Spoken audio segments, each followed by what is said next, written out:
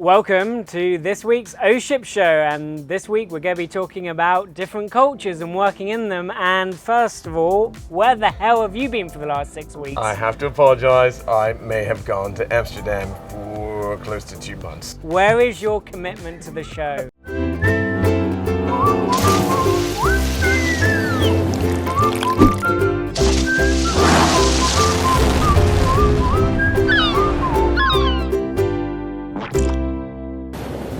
So we are friends of Paul G. We took a little break for the summer. I have been not totally screwing around in Amsterdam. I've actually been doing an interim leadership role with... That's what you call it. Yeah, exactly, interim leadership role.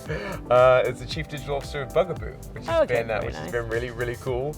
And what do Bugaboo do? It's a really crazy premium stroller brand. Oh, okay. They also make luggage. So you've been hanging around babies? I've been hanging around parents who have babies. Right. We keep a safe buffer in there. So what was it like? What was Amsterdam It was like? amazing. I've only been once, and I can remember some very unusual streets. You know, I think I had the same experience first time I ever went, and I think it's easy to get caught up on that side of it. It's an incredible city. I went for work, but obviously I wanted to experience. I took my wife with me, who's an artist, an astrologer, so she's flexible and can head over there. But it's really different working in that part of the world, and I'm hoping we can dig into, I think, lots of experiences that you and I have had working in different cultures. And but what was the biggest thing? What was the single biggest difference of working in Amsterdam? Can I tell, since this is the O Ship Show, can I admit my secret shame about the Netherlands and Amsterdam? You only have one secret shame? Well, one that is my first good clarity, secret shame about that. So I used to do a ton of work with Unilever back in the day, and Coca-Cola, and I would do tons of global work for them. So I was always working on global accounts. But I remember very specifically at Unilever, this would have been 8-9 years ago. I can't believe I'm going to admit this on camera. I remember one time people talking about Benelux. And I remember thinking, oh, that must be some new cleaner, some new detergent that Unilever's come out with.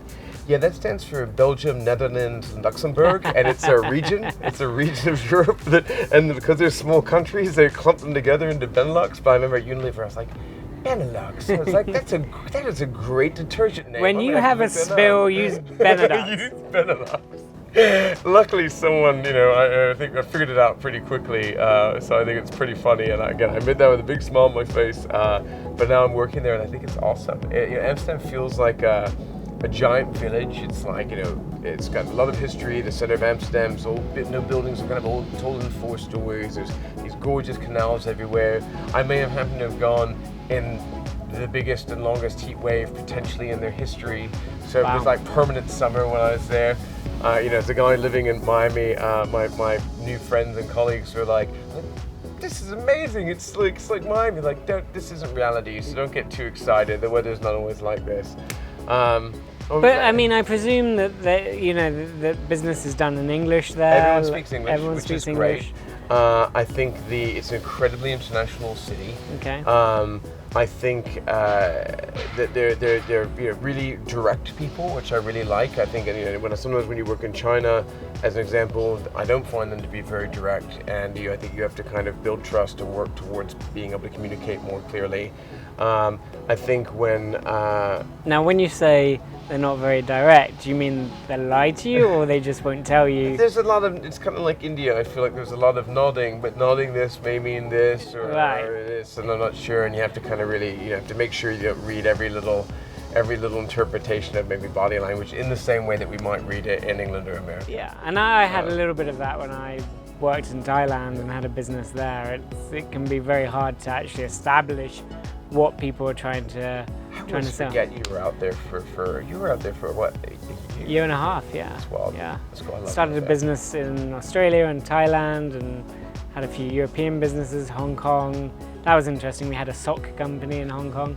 But the really interesting one was Thailand, because it was a bar and hostel, and the whole island was run by the mafia. So every month my staff would be arrested. I'd have to go and bail them out from the police station. Not legitimately. There was like BS charges. Oh yeah, no. I mean, it was hilarious. They would they would, because obviously Thailand has all legal DVDs, they would come in, they would arrest my staff for having illegal DVDs, and then I would bail them out, and not only do I get my staff back, I get the illegal DVDs back so they can do it the next month.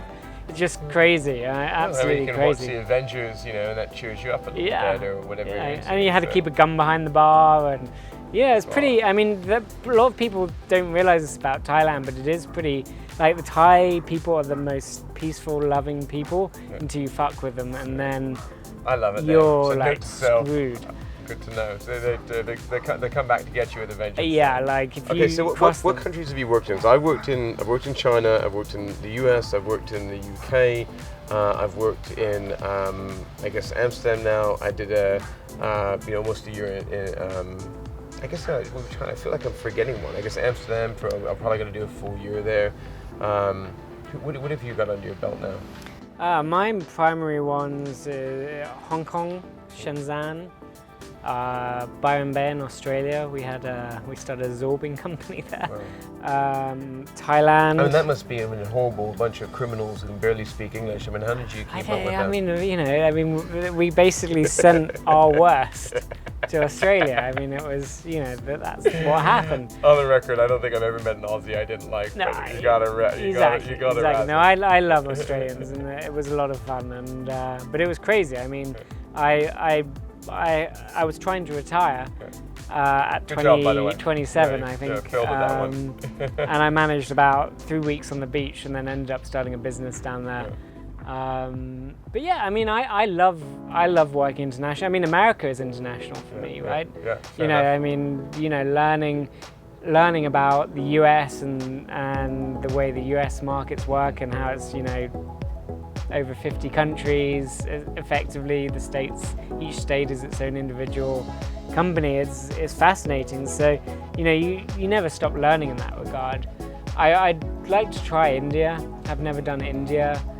South America, love to do Colombia, Brazil. If you had to, I've got one of mine, but I'd love to hear what yours is. If you had to give someone some advice, especially with Asia, because I think the culture is so radically different. It's fundamentally grounded in a totally different cultural base. If you had to give someone some advice and they were going to work there for the first time, what would be the advice you'd give them? I think it depends what you're doing. Like, especially in China, if you're doing something more technical or where there's a lot of sophistication, my first thing would be hiring a translator you trust and you can work with, because that language barrier, like in like South America and certain parts of Asia, you can kind of get away with the base communication. There, it's just, you literally, it's like blank. So having a good translator that you can trust. For Thailand, it was fine because a lot of the expats spoke English and let me learn how the process went. But definitely, and also the culture shock. Like, I wouldn't put it like this: I would never wake up one morning and go, "Oh, I'm going to go and start a business in China," because you're going to get a hell of a culture shock just being there. On that note, and I thought it was funny that you picked communication in a very practical way of like just making sure that you can communicate with great translators. The thing that I feel like I learned the most after a year in China specifically, or almost a year there, it sounds like a very simple thing, but being really aware of perspective. And so I'd say one thing that I really learned when I was in China for almost a year, that actually had a profound effect on me, not in terms of just how I deal with other cultures, but actually even just how I deal with anyone.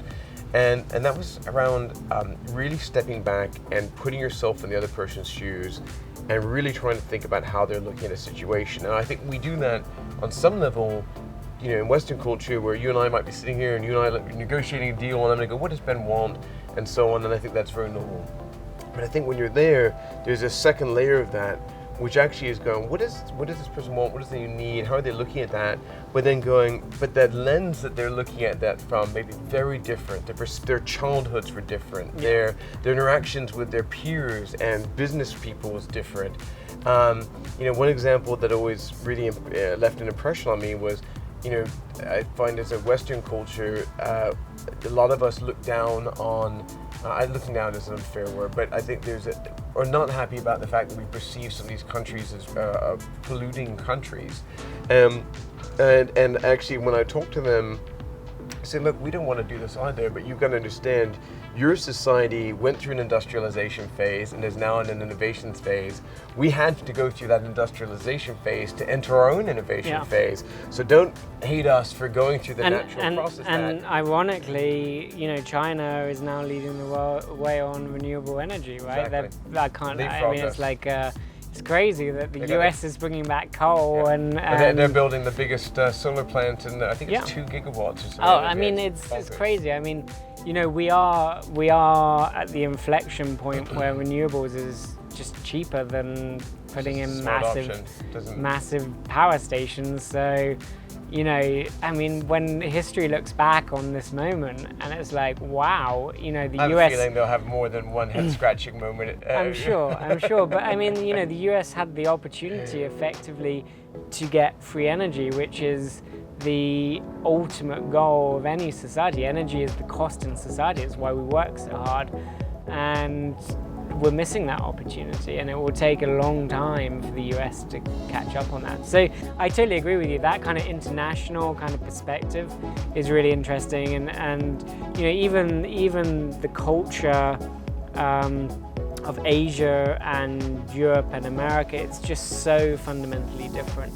And one of the things I'd be interested in knowing, when you were working in China for a year, did you socialize much with your kind of co-workers? Absolutely. Yeah, I loved it. In fact, actually, it may have been one of my mistakes. I was so keen to immerse myself in the culture, and I remember when we were looking even at apartments, and they said, oh, there's all these expat communities, and so I don't want to live in an expat community. If I wanted to live with a bunch of Americans, I'd be living in America. Like, I came here to immerse myself in Chinese culture.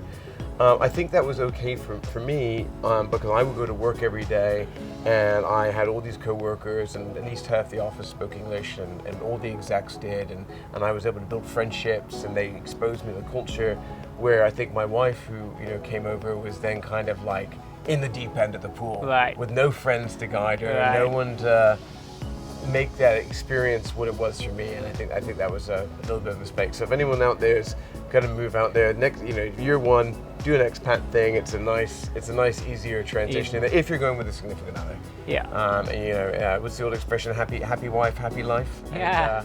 I have yet that experience. Good. I'll tell you one thing. I think this is now 2 things I've said I probably should admit, but I think it's just such a good story. It's such a good story. So, I really loved Amsterdam, and try not to fall too hard in love with the city, and they've been very gracious and very welcoming to me. And in my new role, I'm dealing with a lot of different vendors. And one of the vendors that I like a lot, and I use their tech, is Salesforce. Mm-hmm. And so the Salesforce crew said, Freddie, would you like to come to our Pride Festival, Gay Pride? And I heard it's a really big Pride Festival in Amsterdam.